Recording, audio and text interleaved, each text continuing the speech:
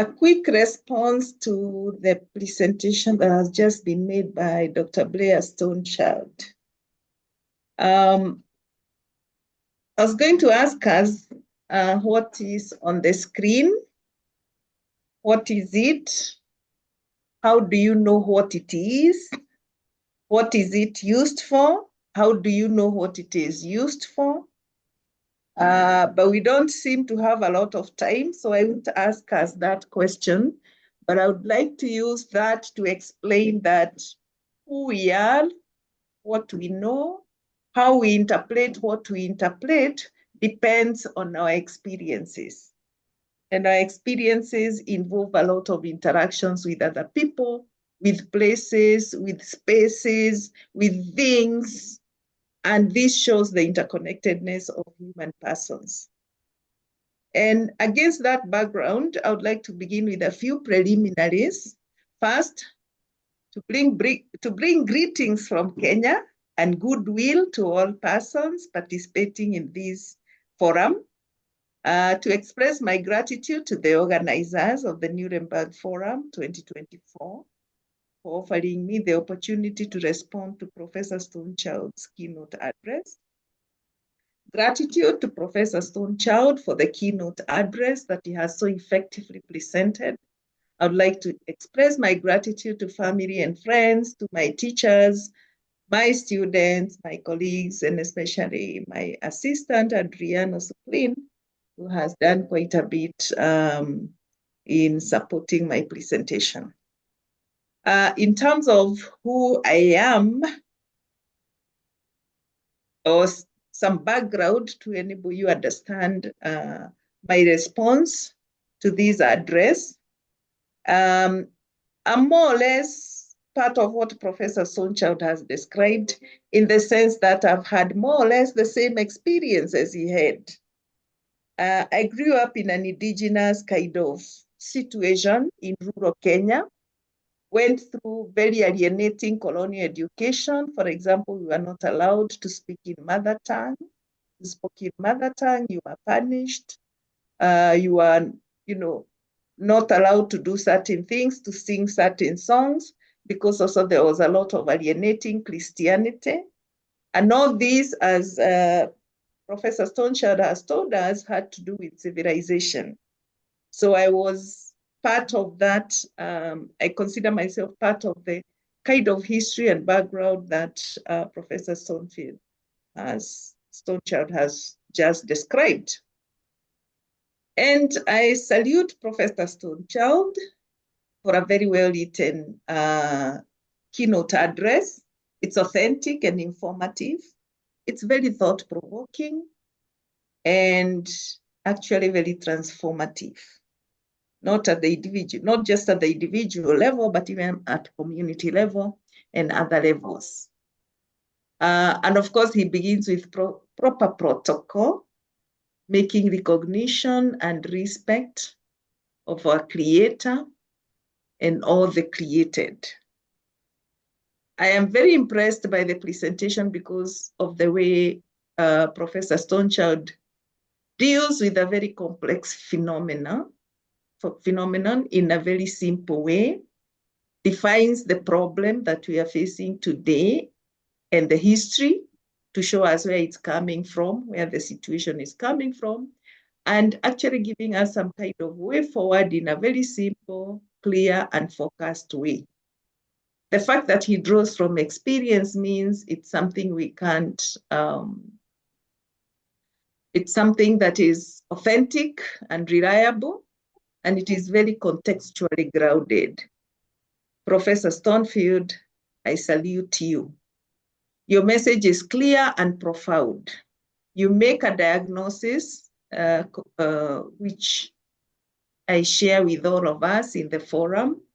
And from my reading, I see that it is greed and the consequent accumulation of wealth and aggression against and subjugation of weaker peoples, but also weaker creation, not just people, but subjugation of weaker creation by those who consider themselves superior.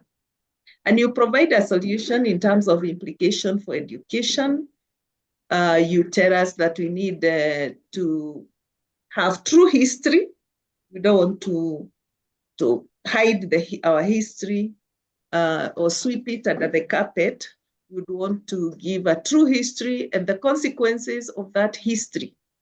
What actions were taken in that historical moment or in the past historical moment, as you very well put it, in the name of civilization, and how do we sort out the situation today by giving a true history and the consequences of the actions. You tell us we need to return to the basics, where we respect all creation. And you tell us that we need to review and reverse damaging technologies.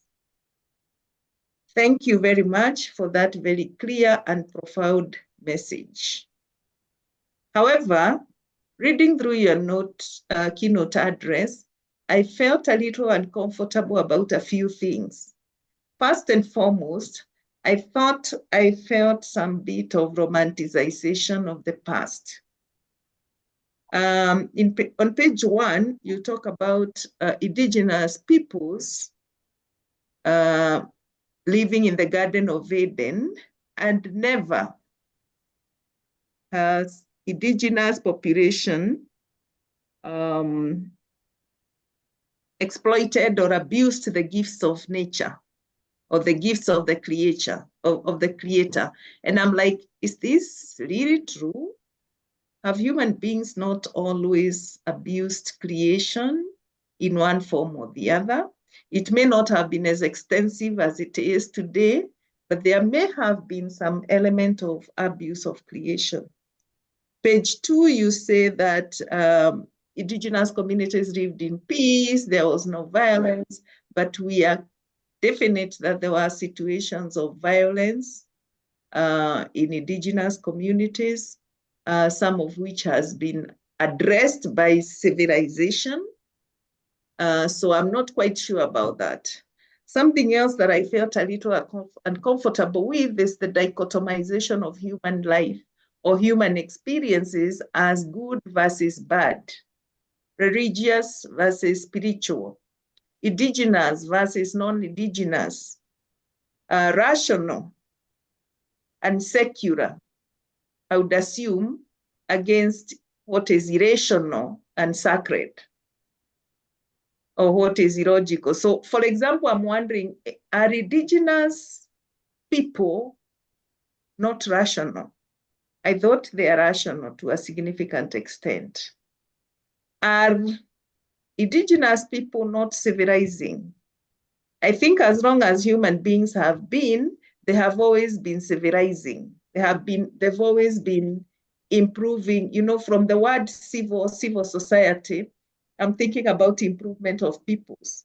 I think this has been an endeavor across all communities, except that in the last few years, in the last hundreds of years, this process has been overtaken by greed, as you very well point out, and we are becoming more and more materialistic and dropping spirituality or running away from spirituality. But I don't think there's a moment in life when there was no sense of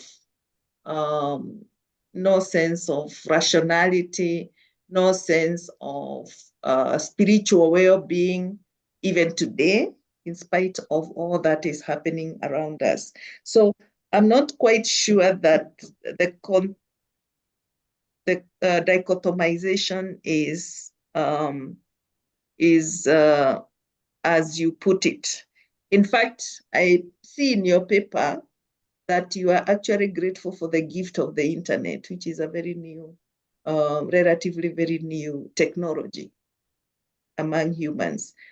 We appreciate it. We are able to speak face to face right now when we are in different corners of the world. So there are certain aspects of modernization, certain aspects of non-indigenous experiences and life that we probably should be thinking we need to embrace, but embrace with specific values, which we probably then need to go back to indigenous communities and borrow from. But I appreciate, even as I make this critique, I appreciate that much of this may have to do with human limitations of thought, limitations of language, and even limitations of experiences, all kinds of limitations, even of practice. And therefore, to discuss a complex subject like indigenous spirituality, or even modern spirituality, or any aspect of the human experience, which is very complex, we need to break it down. We need to break that knowledge into pieces, to simplify it into pieces, so that then we are able to communicate, or we are able to conceptualize it, or to understand it. So it's in the process of breaking down information that we get into this kind of dichotomization, or we get into this kind of romanticization of the past. So I very well appreciate the limitation, but it would be necessary perhaps at some point to keep reminding the reader that there is a lot of compartmentalization, because this is what a keynote address calls for. This is what communicating so complex an issue in so short a time requires, and that kind of explanation of what is happening. Otherwise, Professor Stonebird, your address is systematic and convincing. It tells us how indigenous spiritual education can be applied to address contemporary threats. For example, the threat of climate change. We need an education that challenges our values and our practices at all levels. But how? How do we do this? I like the way you ended and said we need to look at indigenous knowledges to give us insights on how to live in the contemporary world, how to deal with issues, so that we are preventing disaster, but we are also intervening when disaster has already struck, as it has already done with climate change. But this is not a question for you, really, it's a question for all of us. The question of how then we address this situation is there for all of us. I'd like to acknowledge everybody who has supported my presentation in one way or the other, who I have interacted with. And I would like to add with a word of gratitude, recognition, respect, and gratitude, all of which combined, I think, refer to the concept and practice of love. So I say, Amesagin Alohu, which is Amharic for thank you. Asante is a Kiswahili word for thank you. Shukran is Arabic. Merci is French. Gracias is Spanish. And thank you. Just a note that as you go down the languages, I guess because of the modernities of those languages, as you go down the languages, the meaning tends to get diluted, at least for me. I don't know about you. Maybe if thank you, you as in all of us, the audience. But for me, the word thank you does not sound as deep as when I say it in my mother tongue. Because when I say it in my mother tongue, I'm not just saying thank you. I am also saying I respect you. I'm also saying I recognize you. I'm saying a lot of things. It's very heavily loaded. So the more indigenous a language is, the more I feel it pays more attention to interrelationships because of the world view of indigenous community. But otherwise, thank you very much.